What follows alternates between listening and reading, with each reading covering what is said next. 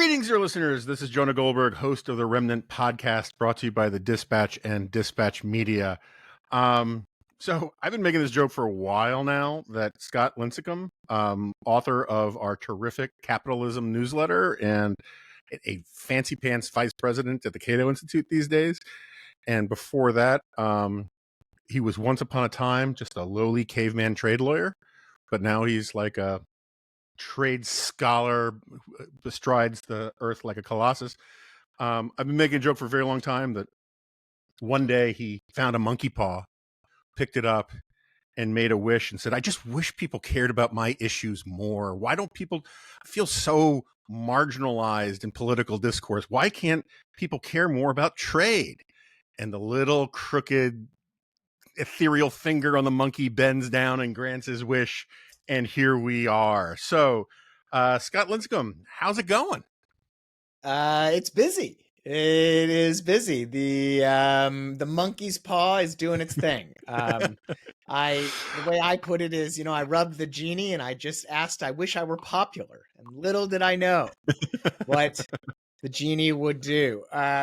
Look, we have, the president has unilaterally imposed in just the last 2 months 10 times the tariffs that were in place before he took office. And those tariffs took him years to implement. And so, it's some crazy times. And of course, they've been done via all sorts of wacky legal theories. Fentanyl from Canada is a national emergency. Now the trade deficit is a national emergency. So both my lawyer brain and my economics brain are getting quite the workout over the last couple months. Of course, in the policy biz, as you well know, it's better to be busy than have your phone never ring. I just wish I had a smidge more balance these days. I'm not supposed to be working weekends, Jonah. I got out of being a lawyer so that I didn't have to work weekends. And here I am going back to the content mines on a Saturday morning like I used to. Yeah, I mean, like you were going to dedicate yourself at least part-time to your artisanal nachos. And now, Correct. Which is where your real passion lies. I have a garden out back. I have a kid I would like to hang out with occasionally. I got myself a bubble pipe and some blazers with elbow patches. I was ready to coast on into semi-retirement. And yet here I am doing weekend work and stuff. So yeah, it's kind of like a ER doctor. It's kind of good that when you're not busy. Yeah, right. All right. So I honestly don't have any kind of clue where to begin on all this. So why don't we've talked about this a bunch of times before. Yeah. You've talked about this ad nauseum, but this is the life you've chosen. So you have to talk about it again. Yeah. Why don't we start with the thing of the many, many things that have bothered me lately. I work from the proposition that all of this Japanese game show craziness that we're seeing stems from envision like a Rube Goldberg machine with a hamster running a wheel spinning all of this stuff. Yeah. And in this case, the hamster is Trump's trade expert homunculus in his own head that says he understands trade better than everybody. And so the other day, as just a window on this, he said on Air Force One on Sunday night, look, I consider any deficit a loss. Why is that wrong? Like you said, it's like designed in a lab to get my eye to twitch. Well, look, I will refer your listeners to my column on trade balances for a deep dive on this. But what we can say very simply is that no economist worth his salt would say that trade balances are trade scorecards. Mm-hmm. And that bilateral balances, so say the US-Germany trade balance, should be perfectly at zero. And meaning we sell them as much as we buy from them. That's what zero would mean? Correct. So a trade balance, again, for the people who don't read every word of my newsletter, is simply imports minus exports. What you import minus what you export, that's the balance. If you export more than you import, you have a surplus, and then you do the opposite. You have a deficit. Sounds very bad. It's not actually bad. Deficits, I mean, they are the product not of trade policy, but of big macroeconomic factors, savings and investment patterns, which relates to culture and policy and demographics and what foreign countries are doing as well. Very complicated macro stuff, but tariffs and tariff barriers are a very small part of it. And again, if you look at the international economics literature, basically nobody is going to say that a trade balance is a scoreboard for trade policy. And then again, they certainly would not do that for bilateral balances. So again, the U.S.-Germany trade deficit or whatever, because there's a million different things that can be affecting trade balances. And those trade balances are reported on gross terms and hide things like value chains and all sorts of other things. Global supply chains where a product says it's made in China but actually has parts from everywhere. Trade balances don't catch any of that. So Trump sees none of this, right? He just thinks it's a scoreboard. He also just really likes tariffs. Not to give away my column this week, but that's the title of the column. So when you know this, I think you're exactly right. There is a cottage industry of individuals, both within and outside the administration, coming up with justifications for what is really a simple thing. Trump has always liked tariffs. He has always thought of trade in zero-sum terms. He has always considered the trade balance to be the scorecard. And if we have a surplus, we're winning.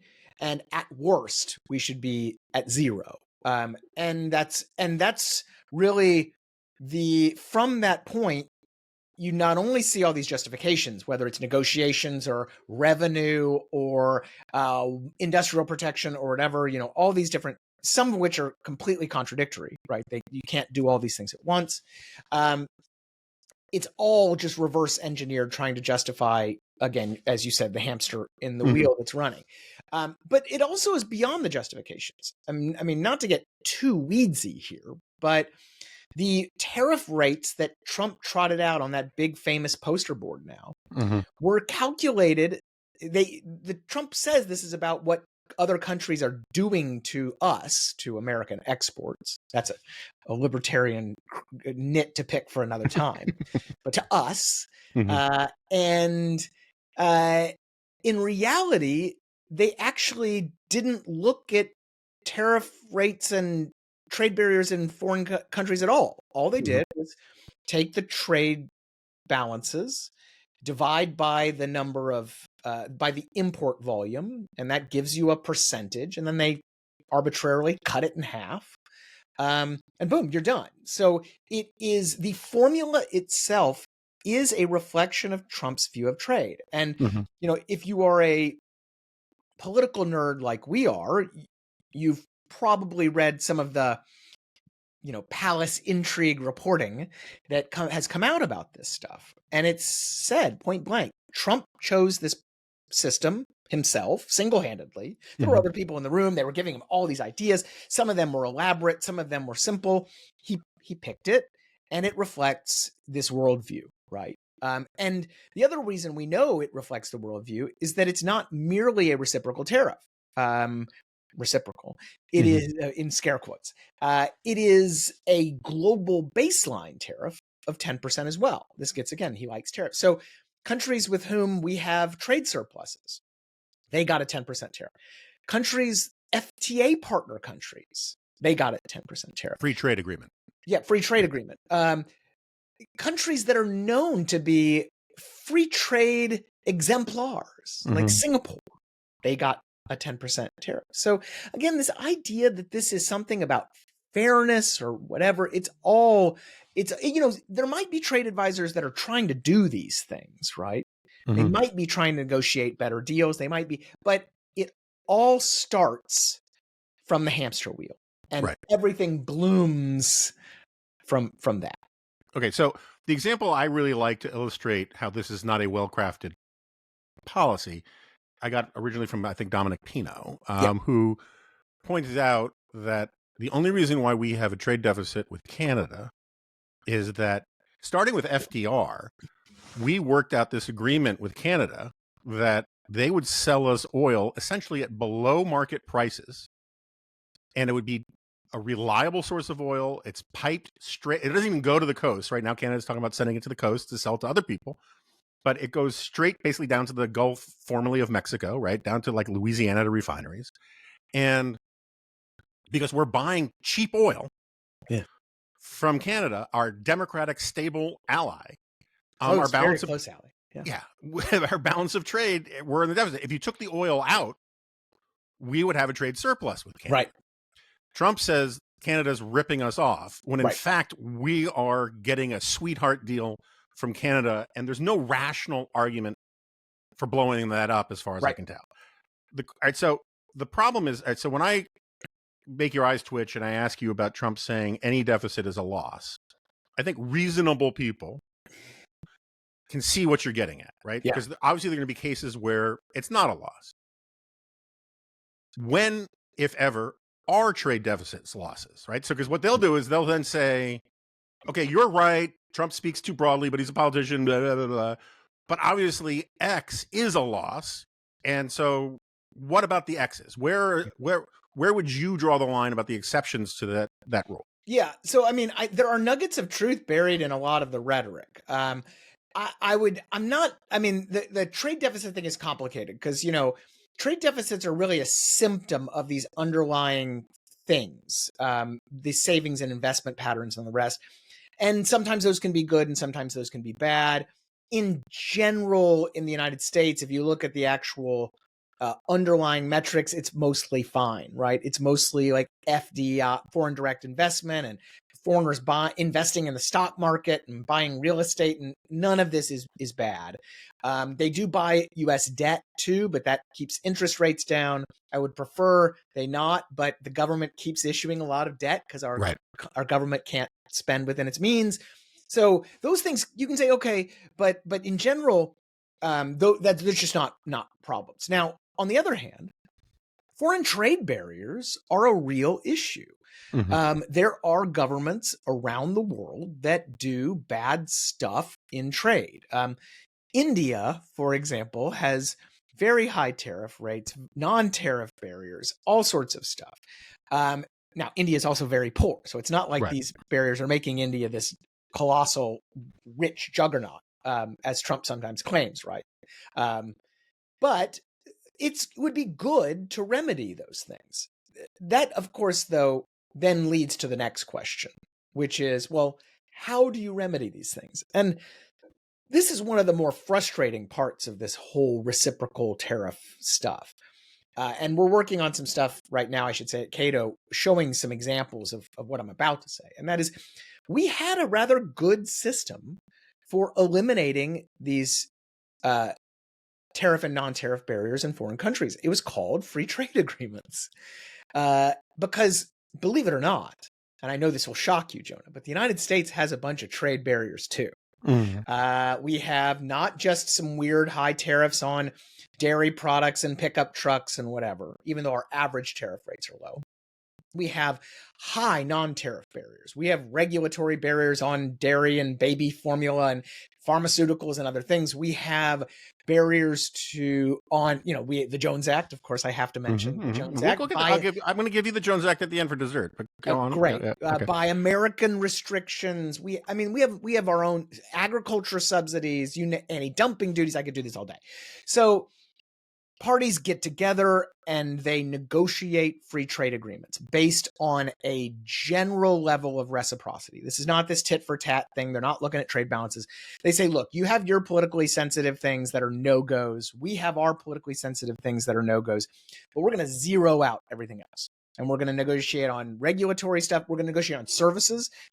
All this, we don't even talk about services, even though it's like 85% of the American economy and most of us work in services. We're going to negotiate on that. And then we're going to let the chips fall in terms of the trade balances, right? Politicians, of course, say, oh, this is going to boost our exports because they're all mercantilists.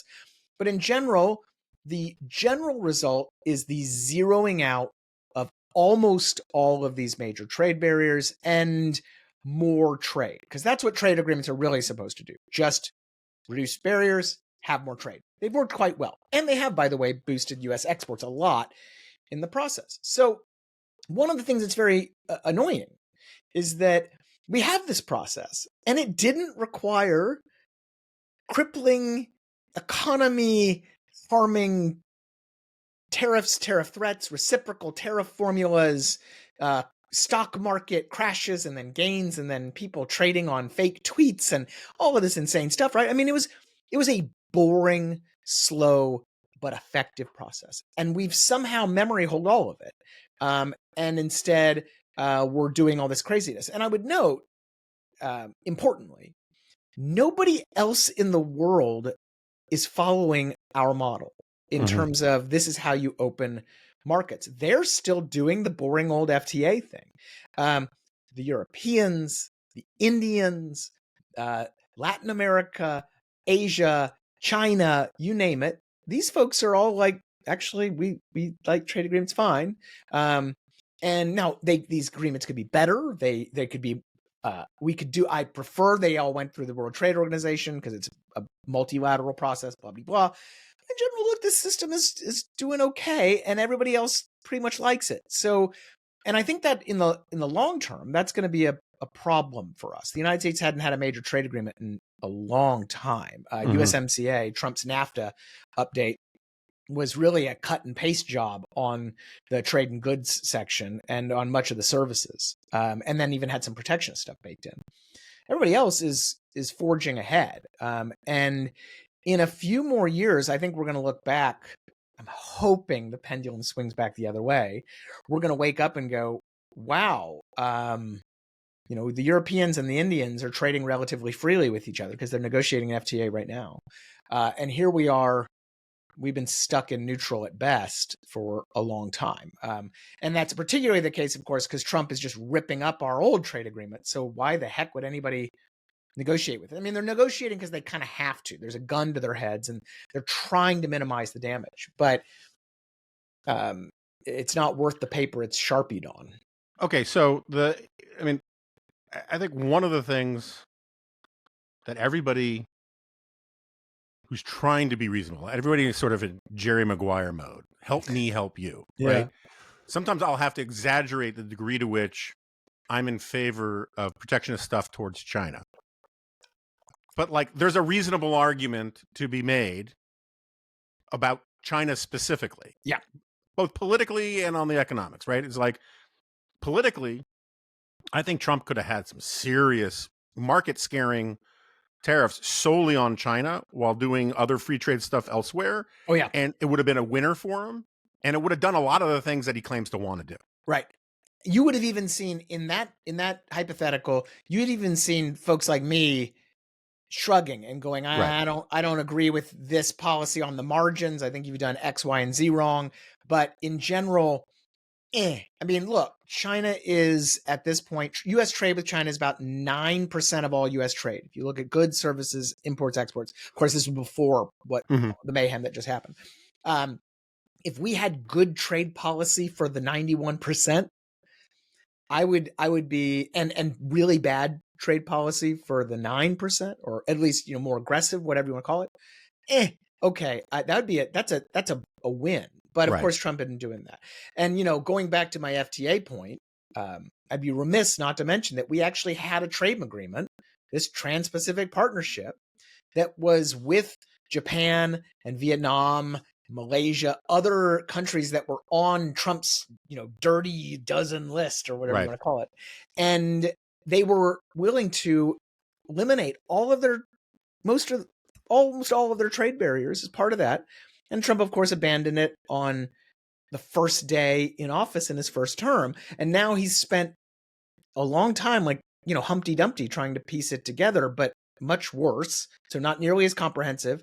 And with all of this collateral economic damage along the way. Because, look, markets could rebound. These tariffs could go away. They were flipped on with a switch. They can be flipped off with a switch, regardless of whether Trump doesn't like them or what. I mean, he does care about his legacy. Republicans are going to pass his tax cuts, and I'm sure there's stuff going on behind closed doors there. So maybe this does, but the reputational damage, the uncertainty, the acknowledgement that there now is a little tariff switch in the White House that somebody can turn on and off, and that Congress is very unwilling to reform, unfortunately, at least at this point. That's going to be real damage, regardless of whether we weasel our way out of all of this in the coming months. By way of analogy, this is sort of my point about the signal gate thing, which you have to admit, Trump did succeed in taking that out of the headlines. But it only cost him $7 trillion, or us $7 trillion, right? But like, everyone wants to talk about what it meant for hygiene about national security information and sources and methods, and all that's legit. But like, for me, I thought the worst thing about it was the revelation that inside the White House, basically everybody hates Europe, and it confirmed what people suspected. But like, certainty on that is actually kind of more dangerous rather than strategic ambiguity. And so, if you're a strategic planner in Europe, you're like, it is clear that on-off switch isn't just about trade; it's also about respect for our alliances. And so, on the trade front, you have Vietnam, which we've been trying to woo into our column away from the Chinese orbit. We just told them that we're an unreliable partner on the economic stuff that really, really matters to them. Yeah. And that is causing them to rethink their relationship with China. Same thing with Japan. And it's a geostrategic calamity that people are too focused on the market, are so focused on markets we're not talking about enough. But I want to stay on China for a second. So one of the things you may have noticed is that there's a remarkable amount of people asserting causation from correlation out there. Sometimes one might even say inaccurately.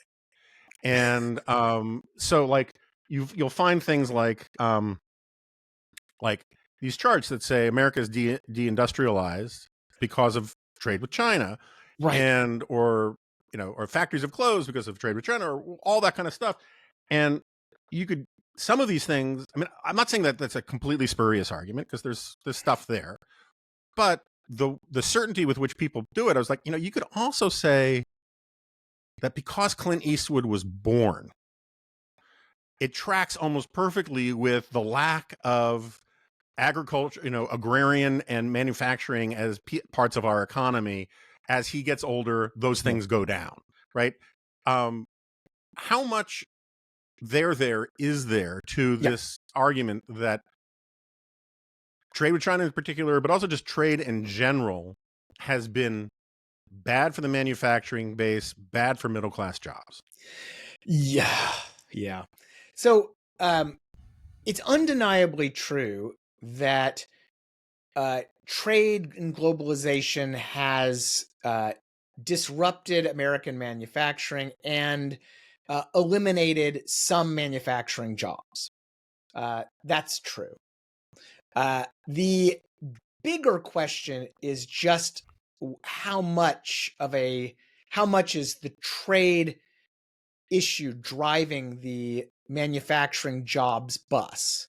And then second, has trade actually been bad for not just workers, but even manufacturing workers today and on net, right? And so back on the first one, the reality is that if you look back at, and there's plenty of great charts on this, but if you look back at the data, manufacturing jobs as a share of the workforce have been declining since the 1950s. In sheer just nominal terms, they've been declining since 1979. It has been a relatively steady decline, regardless of NAFTA or China or whatever. Yeah, I mean, when you see that, just on this point, when you see the charts about when NAFTA was introduced, it looks like a completely arbitrary point on the line. It does not look precipitous before or after. It's just this moment, essentially. Right. And so certainly these trade agreements which liberalize trade, which I have to put my Cato hat on for a second, are merely letting us do what we want to do as businesses and consumers. It's just government getting out of the way of these cross-border transactions. It is not Mexico launching cars at us and China launching televisions, right? So, but beyond that, a lot of other factors are driving these trends as well. Automation, of course, is a huge one, but other forms of technology, computerization, there's tons of stuff, differing business practices, all these kind of productivity gains, meaning we can make more stuff with fewer people. Also were a huge, probably the biggest driver over the long term was productivity. But there are other things going on. If you look at manufacturing workforce across the world, in the United States and developing economies, developed world, you name it, everybody tends to do the same pattern when it comes to manufacturing jobs. You start low, then you get high, and then you start going low again. So it's kind of an upside down U. Mm-hmm. This is a just standard story of development. Now, why is this? It turns out, beyond the productivity stuff, beyond the trade stuff, as we get rich, we tend to consume more services as a share of our spending and our output, our income. And that has a very tight connection to manufacturing as a share of the economy, right? So again, it just goes down because we're consuming more services, we're making more services, we're all working in services. Manufacturing share of the economy goes down. That doesn't mean that the manufacturing sector is small. It doesn't mean that we're deindustrialized. I always hate that term because the reality is that even today, the United States is the second largest manufacturing nation on the planet. We have probably the most productive manufacturing workforce on the planet, far more productive than in China. China just has 4 times as many people as we do, and produces for its domestic consumer base mostly, as do we. We produce mainly to consume our own manufacturers. And that's just necessarily China's going to have an even bigger one, right? But we're still a big manufacturer, home to a lot of big manufacturing companies. And so deindustrialization is really about workforce. It's a little bit about geography too, because, we had this kind of mill town approach to manufacturing that went away. And in the process, of course, and whether that was, again, caused by trade or competition, interstate trade, you name it, innovation, right? The iPhone destroyed cameras and all the rest of this. These mill towns, they got hurt too. So there's a geographic element to this deindustrialization too. But in terms of just the actual size and strength of the manufacturing sector, there's just not a lot of there. Now, going back to China and jobs, I think the most intellectually honest thing you can say from the kind of hawkish point of view is that trade with China accelerated manufacturing job loss that was already occurring in the United States for all these various reasons. And it is highly uncertain as to how much we're actually talking about on net. Economists, we hear this number all the time, 2 million jobs, but really, even the China shock guys who wrote about this stuff, they said it's actually 1 million manufacturing jobs, the other millions in services. Others dispute that. They say it's actually smaller than that. But the other big point is that the China shock only looked at the losses. It didn't actually look at everything else going on in the economy. So others have done this. They've looked at a kind of a general equilibrium approach, economy-wide approach. And they found a bunch of gains. They found gains in exports. They found gains in services. They found gains that resulted from us Americans having increased buying power and lower prices, right?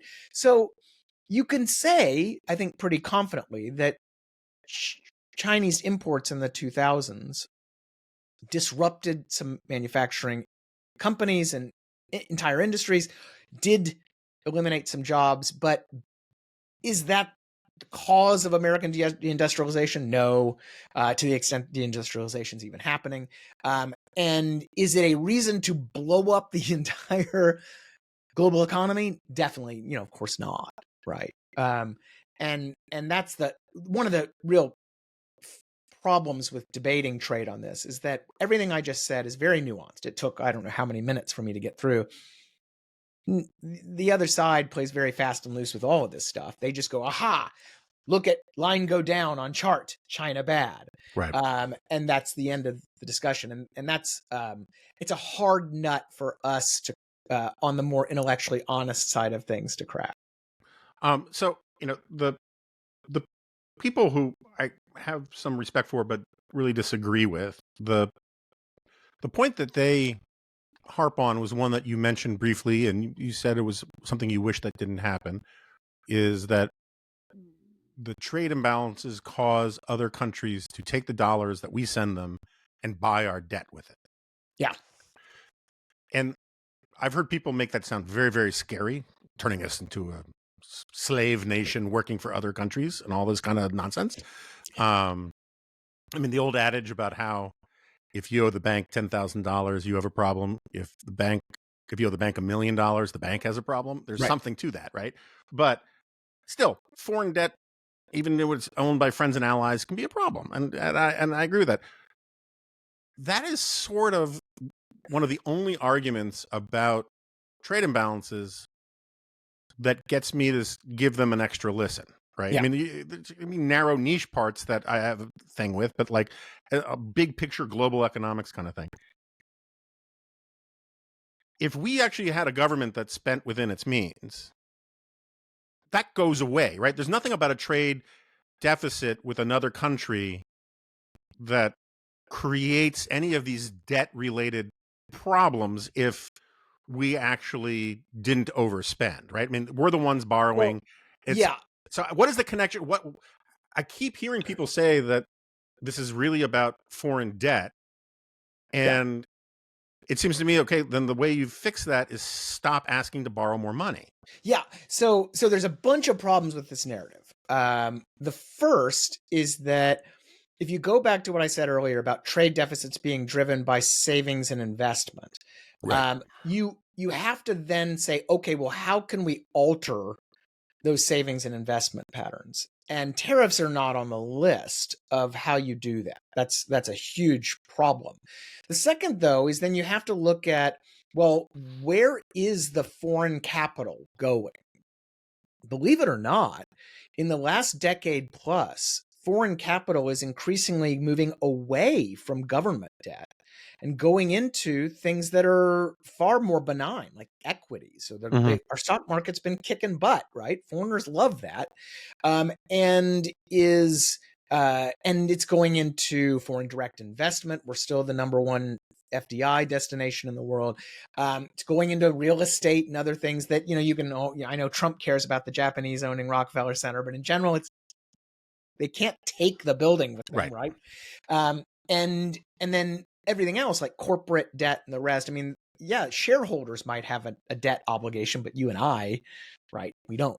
So in the empirics, it just doesn't really support this being much of a crisis. But to your point, there is a very easy solution to the so-called problem. Or at least simple solution. Yes, maybe not sorry, easy. Simple, not easy. Simple, sorry. Correct.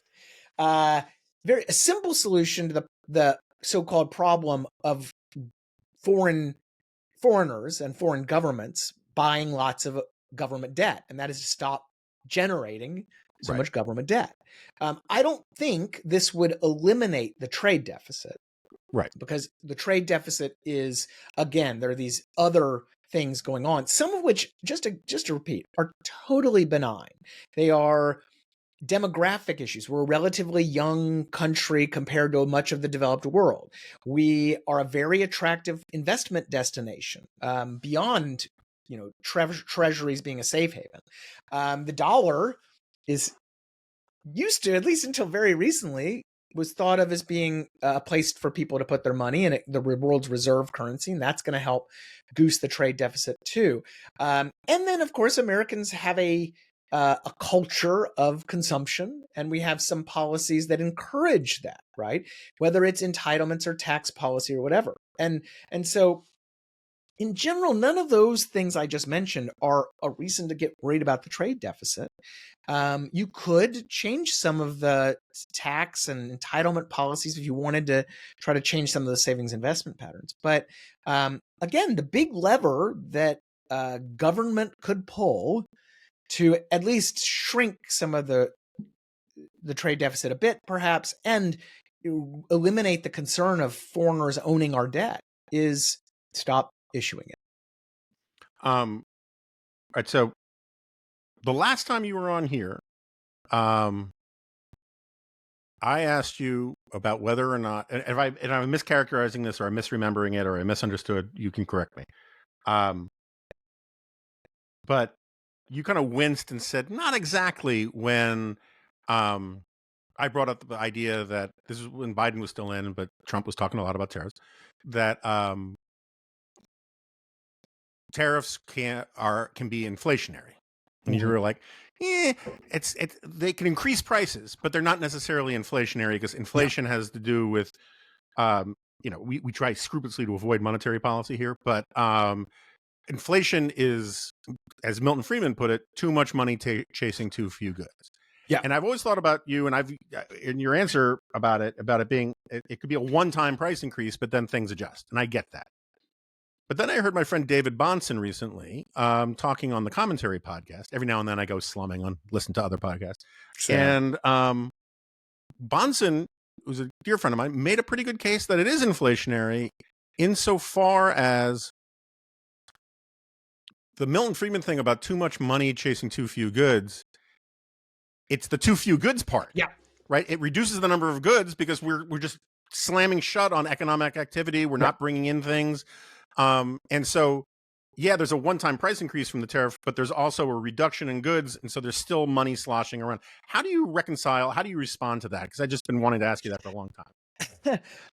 No, I don't think it changes anything really, because it's still the economy will adjust to the reduction in supply, so that you shouldn't expect the trend to continue. So you shouldn't expect it just to be a permanent reduction in supply of everything, right? Domestic production will shift, consumption will shift. And so I don't quite know how that would be the case. Because it's not like Trump is putting a permanent cap on everything. It's just, a tax on imports, and I assume that's going to continue.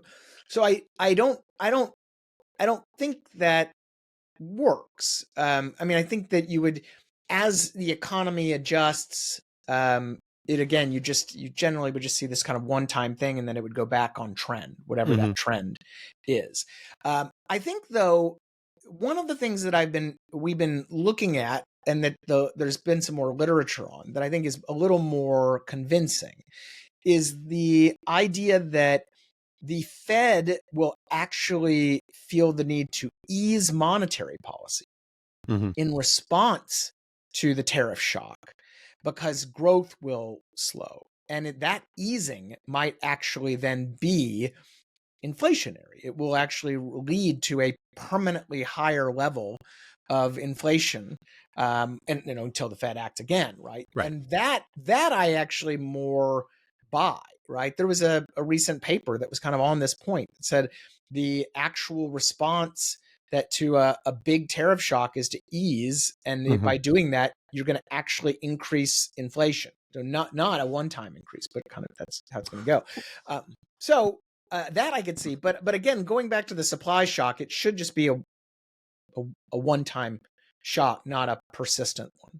But there's also keep going up. There's also the third argument, right? Which is that it's sort of like a run on a bank, right? A bank can be perfectly solvent, but banks don't hold all of their depositors' money in the bank. And so eventually psychology, rumor, all this kind of stuff can lead to a run on the bank, and then can ruin a perfectly healthy bank. That's why FDR, who did many wrong things, was right to shut down the banks for a little while, to stop that stuff.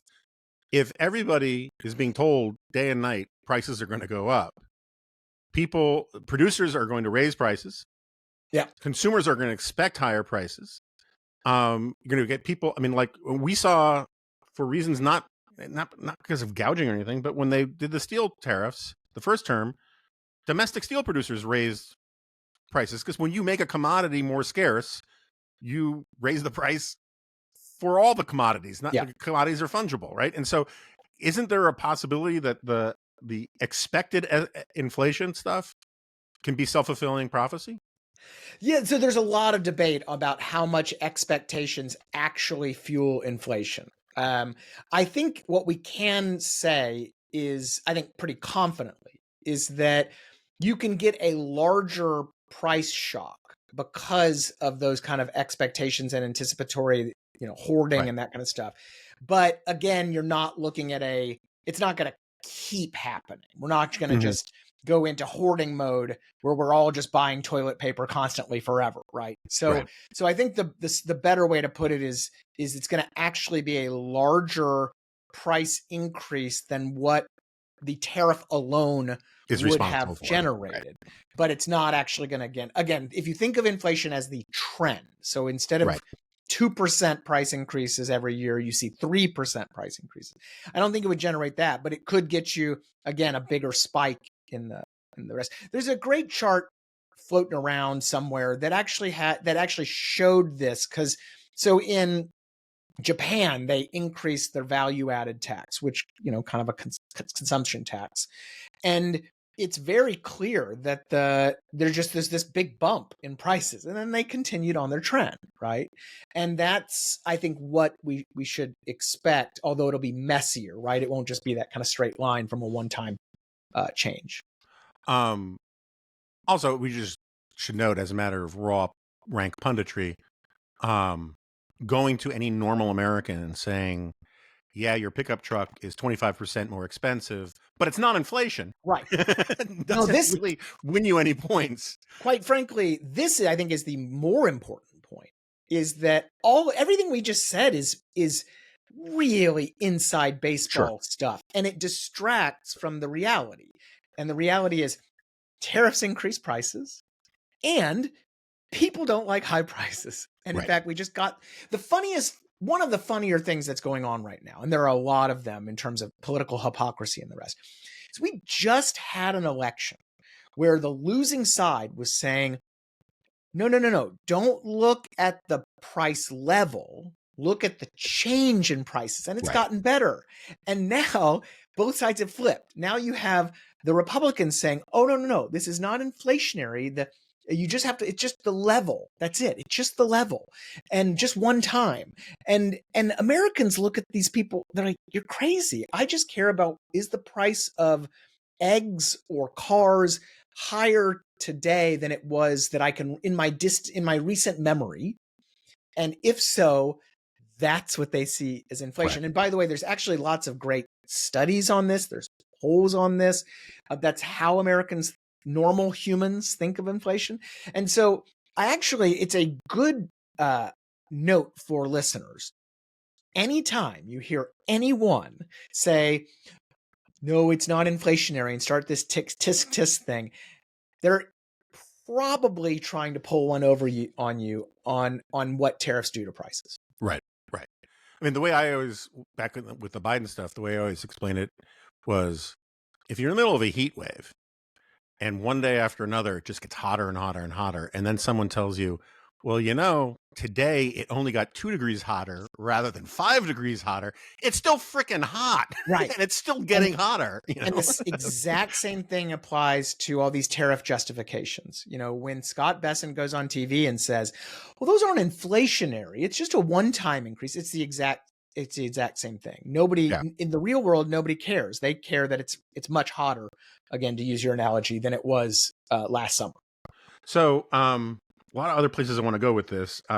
Since you mentioned reserve currency, again, I try really hard to stay away from monetary things. Yeah, me too. But I always, maybe it's because, I grew up at National Review and at AEI, and I always was under the impression that it was just sort of one of these things that conservatives believe, that strong dollar, all other things being equal, good, and that dollar as the reserve currency of the world, good. And every time people explain why, oh, that makes sense, right? And now all of a sudden we're seeing, there's this guy Moran, is that his name? Stephen Moran, yeah. Yeah, who are arguing that the real plan here is to devalue the dollar or not make us the reserve currency or some variation of that kind of argument. So there are two questions here. One is going back to the hamster wheel, right?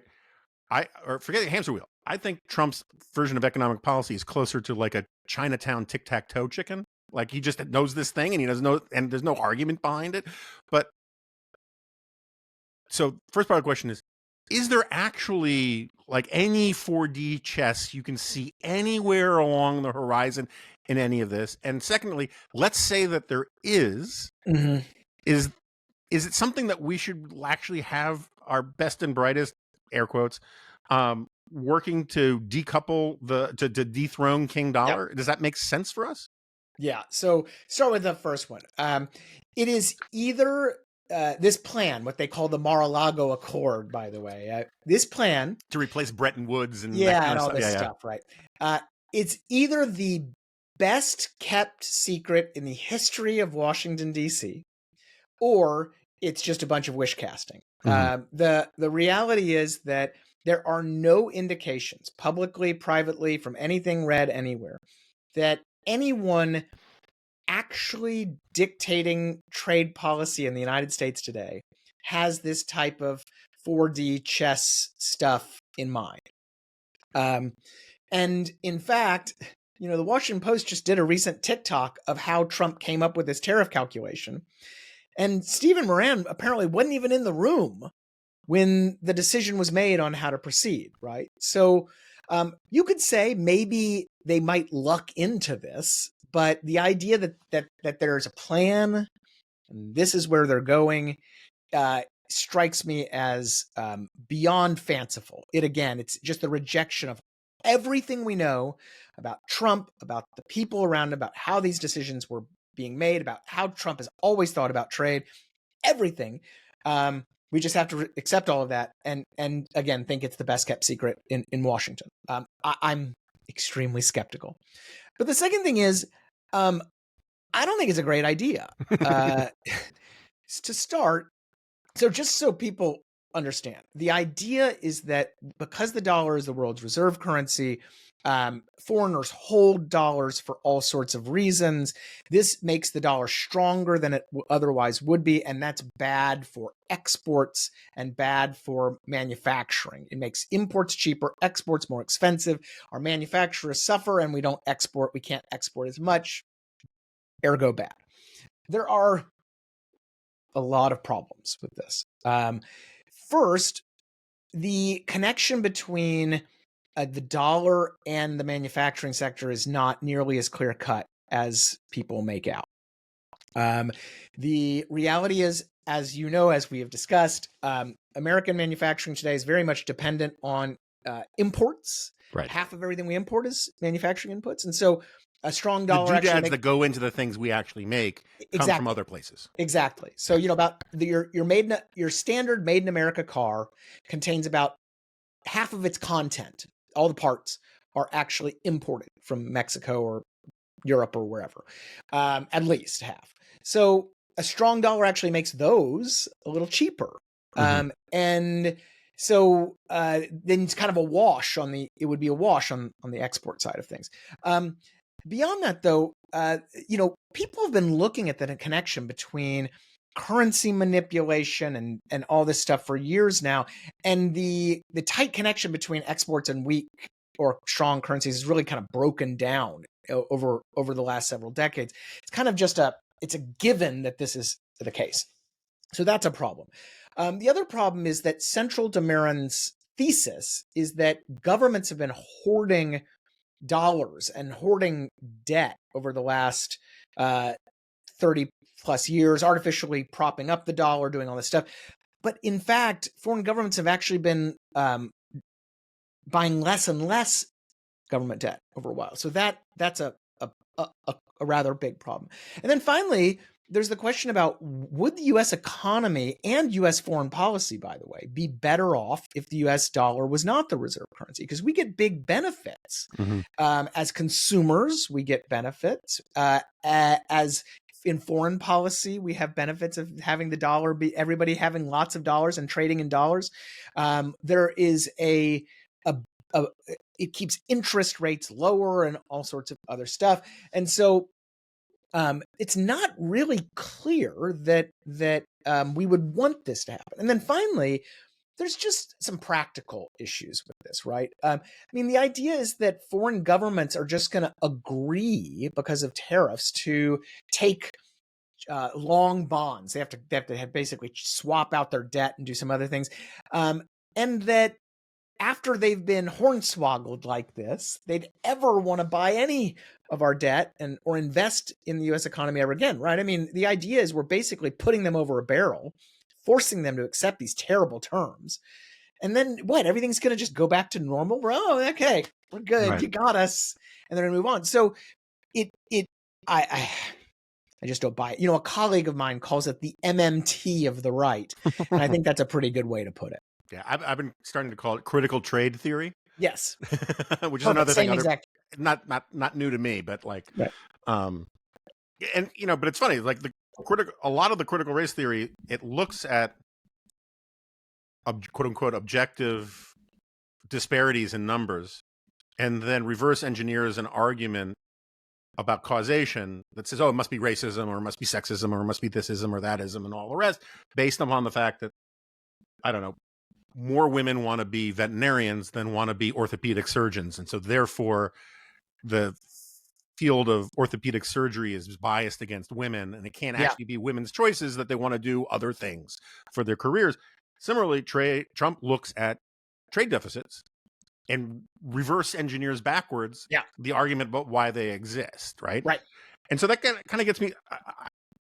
We love having your newsletter at the Dispatch. We're very proud of the fact that we had the foresight to see that that the world was going to need your newsletter when the time came, in the fullness of time. And by that principle, if you ever see that we've like signed on a full-time newsletter writer to talk about the impending asteroid strike on planet Earth, that might be a bad sign because of our prophecy. But would it be a better world if we could create policies that rendered you completely obsolete? And what I mean by that is, so my friend Kevin Williamson, I was writing about trade stuff, and I resent having to write so much about trade stuff. Yeah. By the way, everybody at the Dispatch, and then you're bringing in guest columnists to write on trade. If I were a more insecure man, I would take it personally. Supply and demand, dude. But so Robert McTeer, who used to be the head of the Dallas Fed, had this great essay that Kevin sent me about how good it is that state economic people, right, economists, don't really keep track of interstate trade statistics. We don't know whether, as he puts out, we don't know if Texas has a trade imbalance with California or which way it points, right? And people seem to forget that the founding fathers, one of the key things about getting rid of the Articles of Confederation was to make the entire country an internal free trade zone. And that was good for America. And for some reason, that logic just evaporates beyond our borders. Once you have a national border. Yeah. But would it be better off if we just didn't keep trade statistics at all? Right? So like all the instruments and doodads on your cockpit, they're just painted on. They don't do anything, right? Would that be a better world? No, because no, and I really mean it. Well, first of all, let me say, not to make McTeer angry, but I'm actually working on a paper right now on interstate competition and commerce. And in fact, in part to draw lessons out from how good free interstate trade has been, and how Americans intuitively get it, that it would be bad for us to, for North Carolina not to trade with South Carolina and Georgia and wherever, right? So Minnesota would have no oranges if it wasn't allowed to trade with Florida. But anyway, back to your point.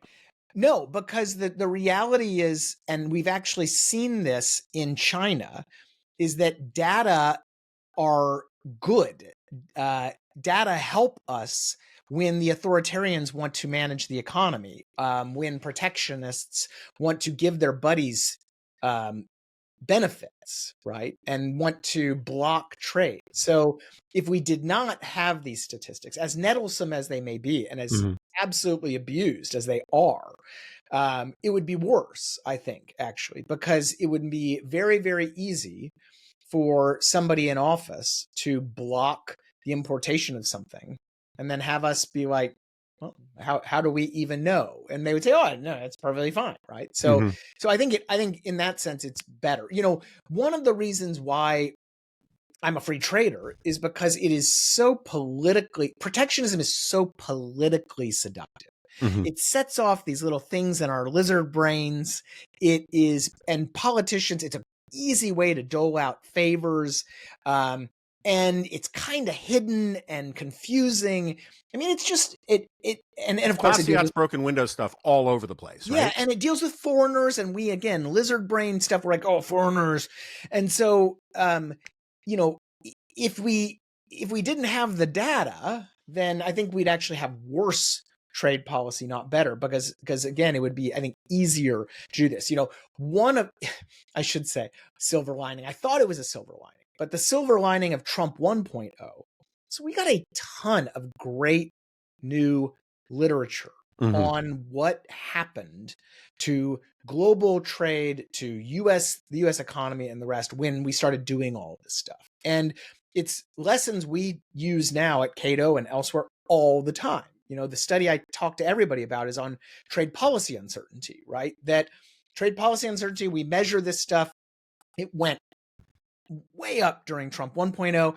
Some economists looked at it and they realized, doing all their fancy regressions and stuff, and said that actually resulted in a net loss in U.S. business investment by tens of billions of dollars in 2018, when it was at its peak. Now, trade policy uncertainty is 3 times higher today than it was in 2018, 2019. So this is, again, it's good for us to have these data and to be able to analyze it. But you just have to resign yourself to it being tortured and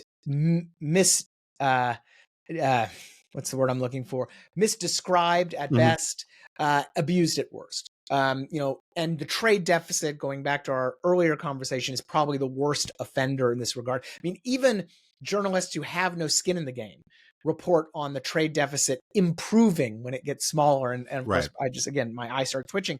But it's good that we have the data nonetheless. Yeah, I mean, I guess the way it would be good to put you out of business is if we locked in a global free trade regime. Yes. And then it wouldn't matter, right? Right. Yeah. Okay. Yeah. And as Kevin has written before, I think quite correctly, it would not, as some libertarians say, be a single sheet of paper, but you could have a relatively free global economy, and that would put a lot of us out of business. And I would be very happy to ride off in the sunset and, you know, go work at Starbucks or Costco. Actually, I would work at Costco. They pay like $30 an hour with benefits now. So, and I'd get free hot dogs. So in other words, the reason you have to exist is because Oren Cass exists. Yeah, and not just Oren, but I think because, again, the political temptation is such that I've always said I am arguing against interest when I argue for free trade, and I did it as a trade lawyer too. Trade lawyers make great money because of protectionism, but I am confident that I will not be out of work anytime soon, because the impulses are just, the nationalist protectionist impulses are so strong here and abroad that we can pretty much guarantee that there won't be a free trade, a utopian free trade regime anytime soon. Yeah, I have a friend who's been in the tax lobbying business for a very long time, and the sort of joke is, we really don't care what you do to the taxes so long as you just keep changing them, right? Because that's the thing that creates the need. So Oren Cass got into some trouble the other day by mocking the idea that comparative advantage would have anything to do with bilateral trade imbalances or trade deficits. And I don't want to beat up on him too much. It really was a feeding frenzy on him quite a bit. But even I know what how comparative advantage would lead to a trade deficit or a trade surplus, right? I mean, again, Florida has a massive trade surplus in oranges, with 49 other states and pretty much the rest of the world, because No. they make a lot of oranges, and that has to do with climate, it has to do with culture, it has to do with all sorts of things. And you can do the same thing with, Tennessee's car manufacturing surplus with, Rhode Island, right? Yeah. Like, that's comparative advantage. They're better at making cars there than they are at Rhode Island for a whole bunch of different reasons. Is there, how to put this? Is there a way to think about comparative advantage in a way that you have found breaks through to normal Americans in a productive way? Yeah, I think the way to do it is to think about how you live your daily life, right? I probably could. No, I actually, in fact, I know I could. I can mow my lawn better than the teenager who lives next door to me. He is not very good, but he's. I am much better at doing this stuff than I am. I'm more productive. I make more money, blah, blah, blah, doing this than mowing my own yard. So what do? I pay that knucklehead. It's decent wages. I won't disclose how much to mow my yard, and thus allowing me to focus on what I'm better at. Now, again, I actually have an absolute advantage over him in both punditry and lawn mowing, but it is better for both of us to focus on. He has a comparative advantage now because I'm actually better at doing my stuff. So we live our lives like this every day.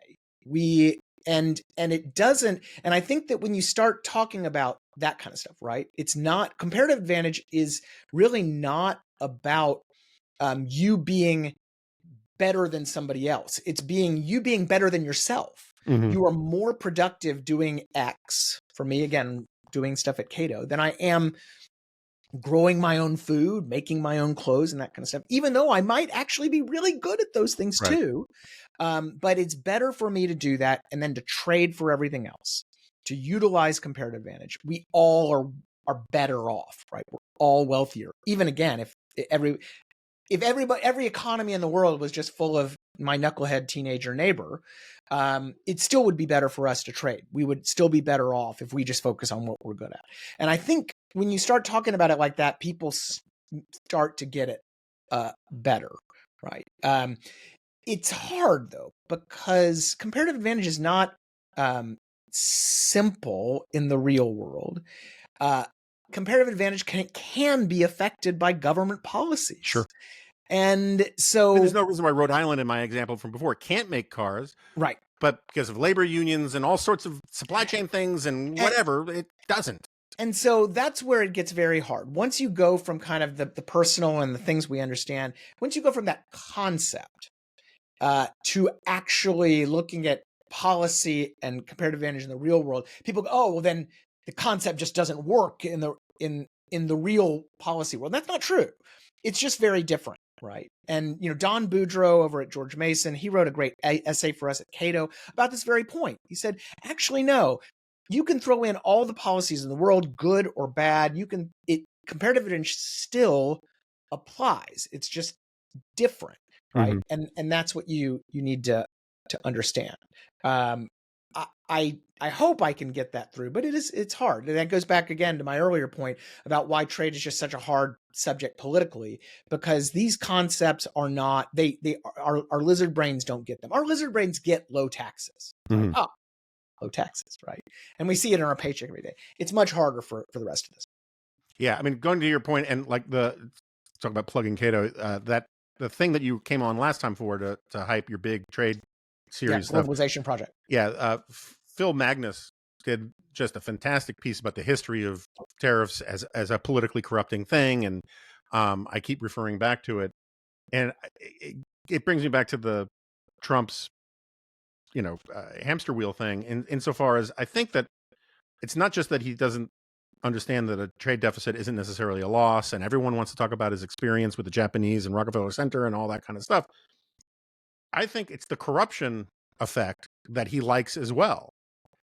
one of the things Yeah. about tariffs is that it lets you do favors for people. And he sees politics as this transactional thing where if you come and you bend the knee and you sit next to him at Mar-a-Lago and you say, I'll give you X if you give me Y, the tariff regime lets him do that. Yeah, for sure. And again, Congress has put this tariff switch in the White House. It has given Trump this power to flip it on and off. Business leaders from around the world, government leaders from around the world, they come to Trump to beg for a deal. He loves deals. Can be the center of the Trump show. Yeah, it's just intoxicating, right? And that's why, all of modern trade policy is about governments tying their own hands. Right. Like, people don't get this. I mean, trade deals have tons of issues, but what trade deals get right is that they are not about putting one over on the other guy. They're actually about tying your own hands so that commerce can flow relatively freely, be relatively stable, and so forth. And Trump is short-circuiting all of that with again the little tariff light switch. All right, I know we're running long, and you are a very busy man, but I did promise you, Jones Act.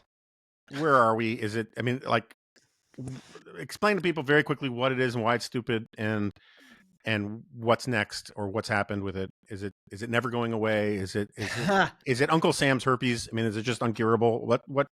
Where are we? Yeah, well, first I should just note I'm gonna have to go in a couple seconds. Okay. Yeah, okay.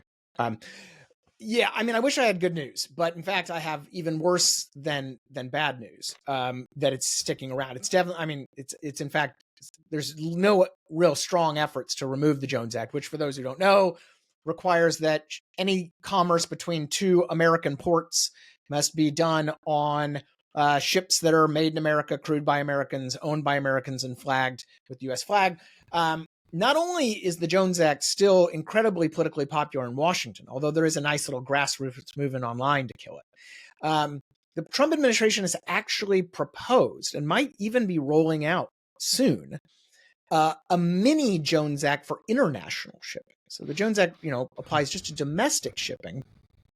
The Trump administration proposal that's targeting supposedly Chinese shipbuilding not only has a bunch of subsidies for American shipbuilding, which is, again, horribly protected and extremely costly because of that protection, but now they want to do that to international shipping too, and it's going to cause all sorts of issues. Because if you think about it, the reason we don't have a lot of coastwise shipping in the United States is because it's so darn expensive to do it, again, because of the Jones Act. Now we're going to do that to international shipping. And so you have exporters, not just importers, but exporters who are like, people are just going to avoid the United States like the plague, right? Mm-hmm. Foreign shipping magnate said, yeah, we're just going to stop going to small ports. We're just going to go, because it's a fee for our use, right, and all this other stuff.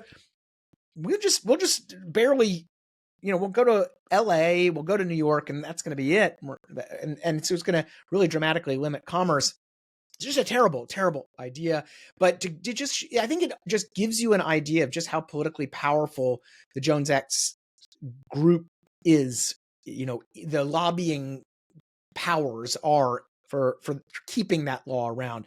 They not only are succeeding in killing off exemptions and waivers that might help a place like Puerto Rico, but now they're on the cusp of getting the law expanded into other things, which again would be very bad. And illustrates the point about the corrupting nature Correct. of protectionism. Yeah. Exactly. It doesn't matter how bad the law is. It doesn't matter the effect. I mean, the merchant marine has declined. The shipbuilding sector has declined. All of the things the Jones Act was supposed to do, it has not only it hasn't done, it's actually been counterproductive for these goals. And now the government is going to expand. All right, Scott Lincicome, thank you so much. I know I abused your time, but really appreciate it. And everyone obviously should subscribe to Capitalism. Obviously. And we'll have you back, I'm sure, alas. My pleasure.